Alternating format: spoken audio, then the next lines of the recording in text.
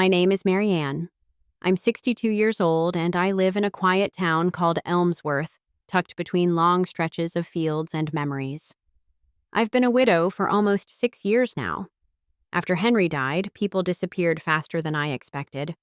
Some meant well, but didn't know what to say. Others just moved on. But one person stayed, his best friend, Thomas. They'd known each other since high school. I used to joke that he was more Henry's brother than just a friend. He was the best man at our wedding. He helped build the deck in our backyard. When Henry got sick, Thomas was at the hospital almost every day. And after the funeral, he kept showing up. At first, it was once a week, then every other. Sometimes he'd drop off groceries or shovel the walkway after a snowfall. Other times, he'd just sit with me on the porch in silence, the two of us watching the trees sway without saying much. I appreciated it, but I also kept my distance. There was a kind of guilt that lingered in the house, a feeling that I had to hold grief a certain way, that I shouldn't laugh too loud or enjoy a sunny afternoon too easily. It felt like betrayal. But Thomas didn't ask for anything. He just kept showing up. That Thursday morning, the air smelled like spring after rain. I was sweeping the front steps when I saw his truck pull into the driveway. "Thought I'd stop by," he said as he stepped out. "I got some of those blueberry scones you like." I smiled despite myself. "You remember too much." He shrugged. "You say that like it's a bad thing." We sat in the kitchen. I poured coffee. He unwrapped the scones. The light coming through the window landed across the table in a warm stripe, and for a moment, it almost felt like the world hadn't changed. We talked about small things. The broken streetlight on Miller Lane, the high school football team, the neighbor's dog that kept digging under my fence. And then he looked at me in that way people sometimes do when they're about to say something heavier than they mean to. "You still have that painting Henry bought at the fair?" he asked. "In the hallway," I said. He nodded. He loved that thing. There was silence after that. Not awkward, just full. I looked at him, at the quiet way he held his mug, the crease in his brow that never left. He had aged, same as I had. A little slower moving, a little softer spoken, but still Thomas, still steady. And I felt something I hadn't in years. Seen. I didn't say anything, just folded my hands and listened to the clock ticking gently in the next room. If you've ever lost someone and found comfort in an unexpected place, this story might be for you. Subscribe, leave a comment, or share it with someone who needs to hear it today. It started with a question so simple I almost missed its weight. "Have you ever been to Lake Waverly?" Thomas asked, standing in my kitchen, rinsing out his mug. "Not since Henry and I were first married," I replied. "We used to drive up there in the fall. The trees would turn like they were on fire." He nodded, drying his hands on a towel. "I was thinking of heading there this weekend, just for a day or two. Get out of town, walk the old trails." I thought maybe you'd come with me. I paused, not because I didn't want to go, but because I hadn't expected it. I hadn't expected the invitation, or the way it made something shift in my chest. "I don't know," I said carefully. "It's been a long time." "I figured," he said. "But it's just a drive, some air, some trees, nothing more." I agreed, half expecting myself to cancel later, but I didn't. We left Saturday morning.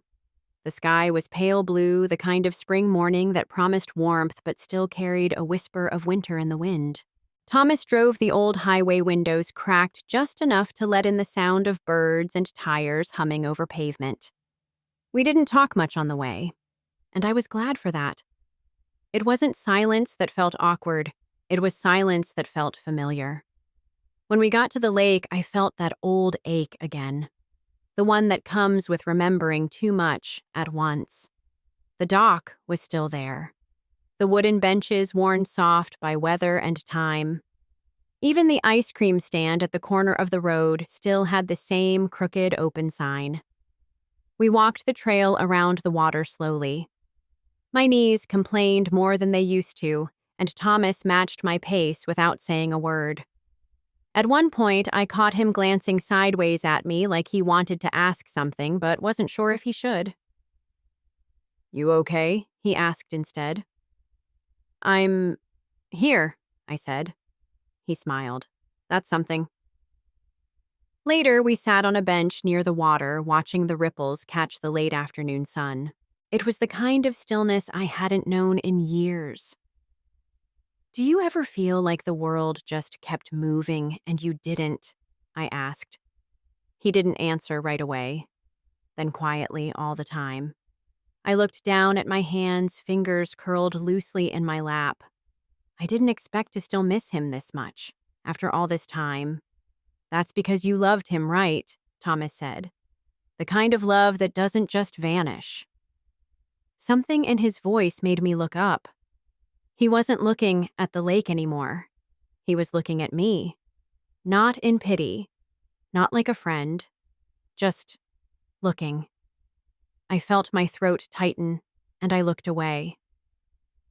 That night, we checked into separate rooms at a small inn off the highway. Nothing fancy, just 2 keys, 2 beds, and the soft creak of floors worn by time. Before going to my room, Thomas paused in the hallway. "I'm glad you came." "Me too," I said, and I meant it. The inn was quiet, save for the occasional groan of old wood settling. I sat on the edge of the bed, wrapped in one of those generic hotel robes, brushing out my hair and listening to nothing. Grief has a sound, I've learned. A quiet buzz that never fully leaves, no matter how many years pass. But that night, it felt muted, held at bay by the smell of pine and lake water still clinging to my skin. A soft knock on the door broke my thoughts. I opened it to find Thomas holding a folded blanket. "Front desk only," gave me one, he said with a sheepish smile. "I figured you might have an extra." I stepped aside, waving him in. "Of course. I always overpack." He stayed by the door while I rummaged through my bag and handed him the blanket. "Thanks," he said, taking it. Then paused. "Do you want some tea?" I asked before I could overthink it. "I brought those chamomile bags you like." His shoulders relaxed just slightly. "Sure, if you don't mind." We sat by the small table near the window, mugs in hand, legs tucked beneath us like teenagers sharing secrets. At first, we kept things light. He told me a story about his neighbor's cat. I laughed more than I expected to. He asked about my garden, and I complained about squirrels. But slowly, without either of us forcing it, the conversation slipped into deeper waters. "Do you ever get mad at him?" Thomas asked quietly. "Henry?" He nodded. I looked into my mug. "Sometimes. For leaving. For making me do all the hard parts alone. And then I feel awful for even thinking it." "You're allowed to feel both," he said. "Grief isn't clean." I exhaled, steadying myself. "You ever feel like you've lived someone else's life longer than your own?" Thomas looked at me, eyes steady. "I spent most of mine being Henry's best friend. His wingman, his backup. I don't regret it. But sometimes, I wonder what I missed by never stepping forward." I blinked, unsure if I was hearing what I thought I was hearing. "You stepped forward plenty," I said carefully. "Not with you," he replied. The room fell silent. Not tense, just full of years we'd never spoken about. Moments passed over. Feelings pushed aside out of loyalty, timing, fear. I set my mug down and stood. "I should let you get some sleep." He stood, too, holding the blanket to his chest like a shield. "Of course." At the door, he turned slightly. "Marianne, I never wanted to cross a line, but I also don't want to spend the rest of my life pretending I don't feel something when I look at you." I didn't answer. I just nodded, slowly.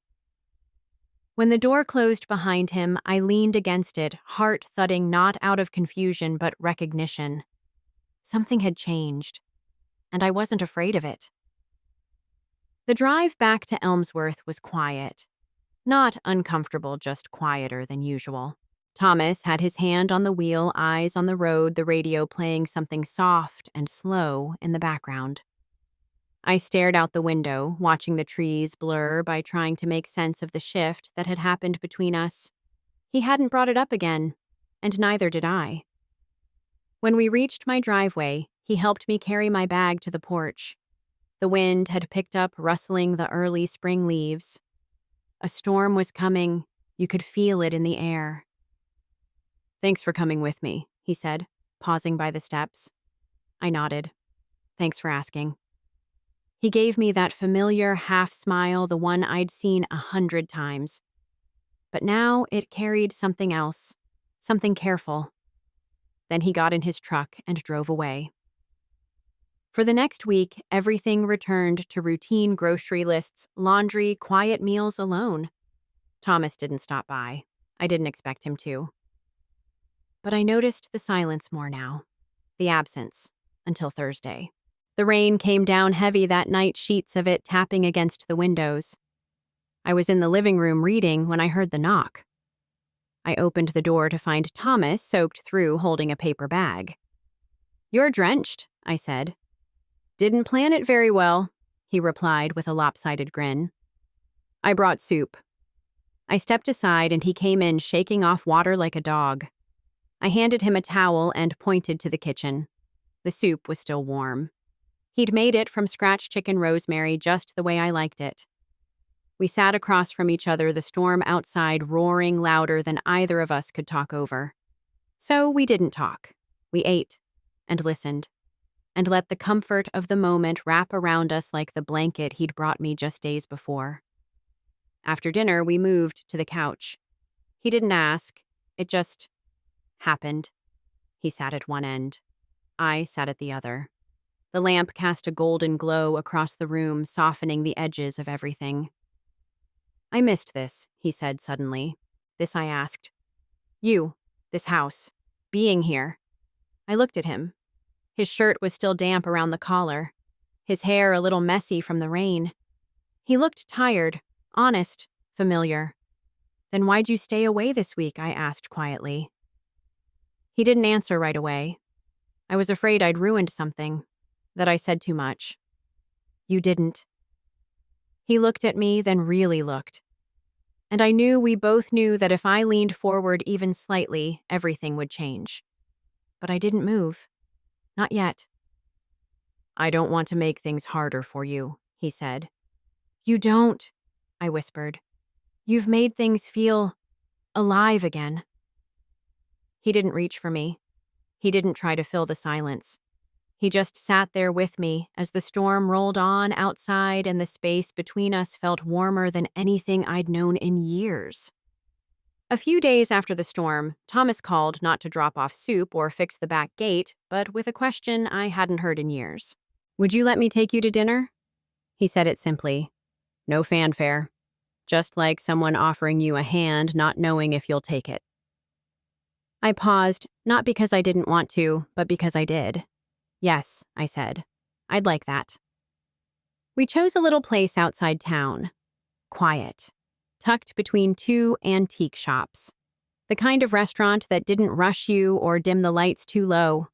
When I walked in, he was already there, standing near the hostess stand in a dark gray sweater. He smiled when he saw me, and for a moment I forgot how many years had passed since I'd been on a proper date. Dinner started simple: salmon, white wine, something with roasted carrots.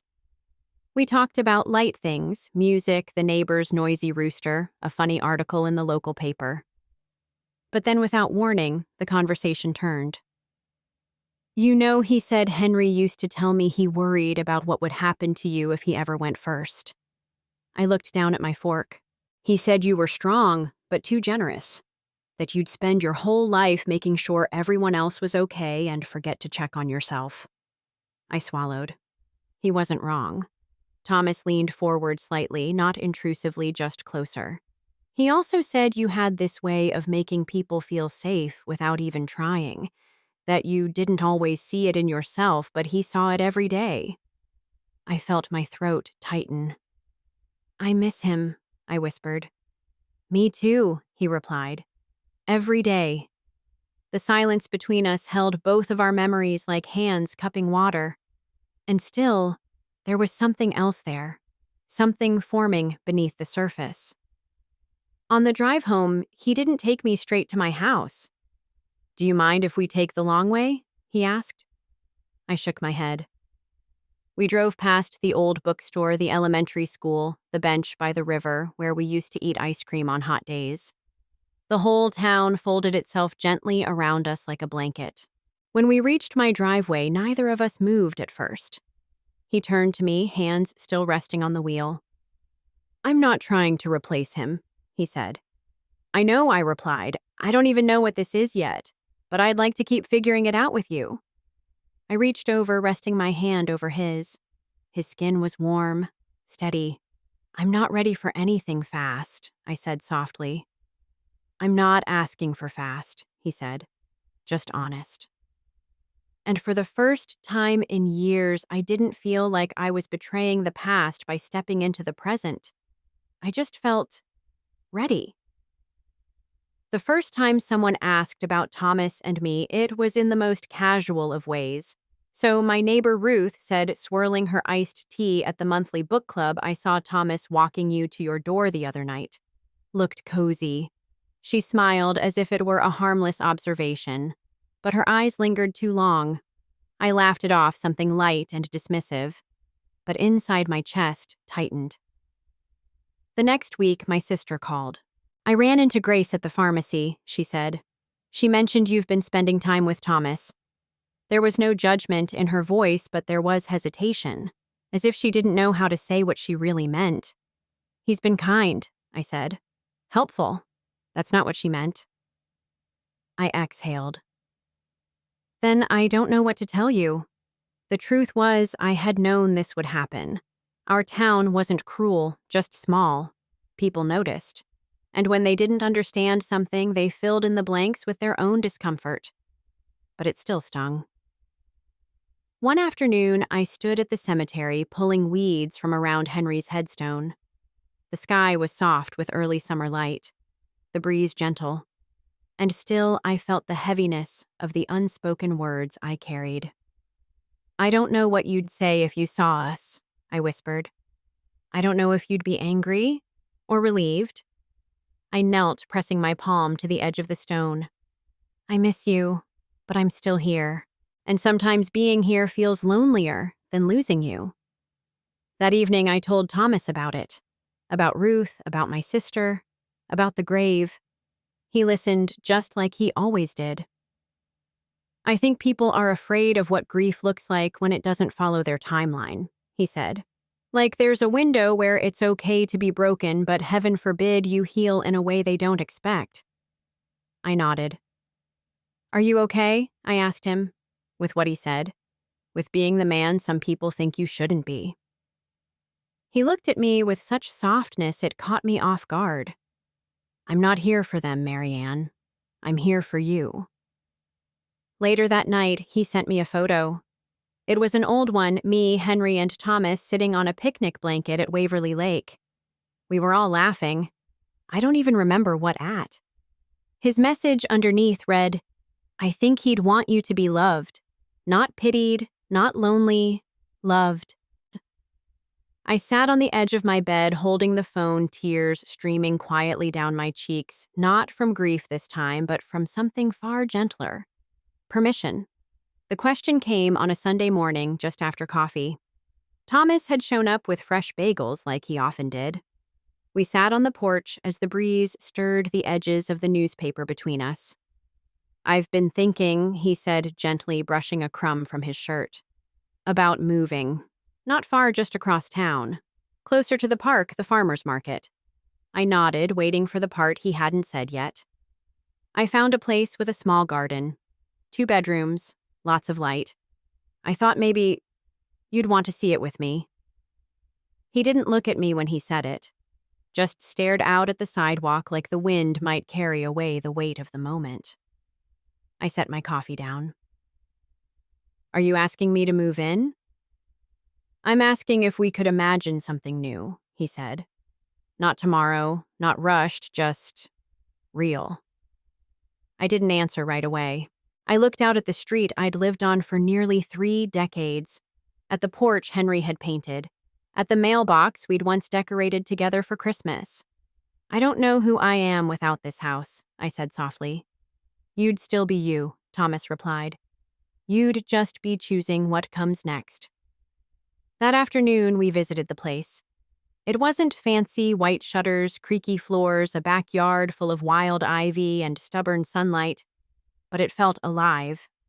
Later, as we stood in the empty living room, I walked slowly from corner to corner, touching the walls like I was trying to hear what they remembered.